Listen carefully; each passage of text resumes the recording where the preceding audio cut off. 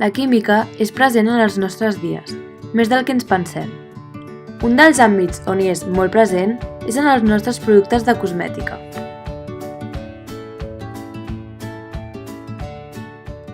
Un dels productes imprescindibles per un maquillatge impecable és una bona base correctora.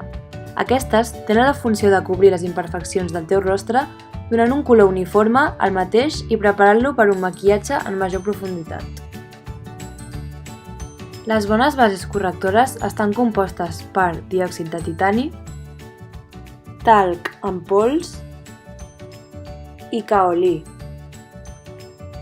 Depenent de la concentració d'aquests pigments, s'obtindran les diferents tonalitats i es produirà també un efecte més o menys opac. En segon lloc, els polvos facials posseeixen dos constituents majors. En primer lloc, el talc, que representa del 60 al 80% de la fórmula, i en segon lloc, el midó, la qual és una substància mucilaginosa, és a dir, una substància capaç d'absorbir aigua. A més d'aquests components, també se li poden afegir d'altres, com per exemple els pigments per donar color als polvos, els antioxidants per aconseguir una bona conservació i estabilitat, o bé el carbonat magnèsic, amb l'objectiu de fixar els perfums i aconseguir lleugeresa. Els components de la màscara de pestanyes són els següents. En primer lloc, el col·làgen, el qual dona cos i forma a les pestanyes. En segon lloc, la vitamina B5, que té la funció d'enfortir les pestanyes. La cera d'abeia és l'encarregada d'impermeabilitzar les pestanyes.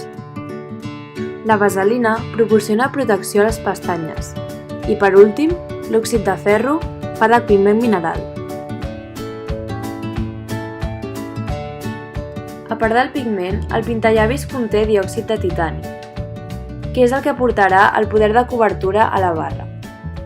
A més, conté olis i ceres que donen consistència a la barra i també algun agent emol·lient que és el que proporcionarà protecció als llavis.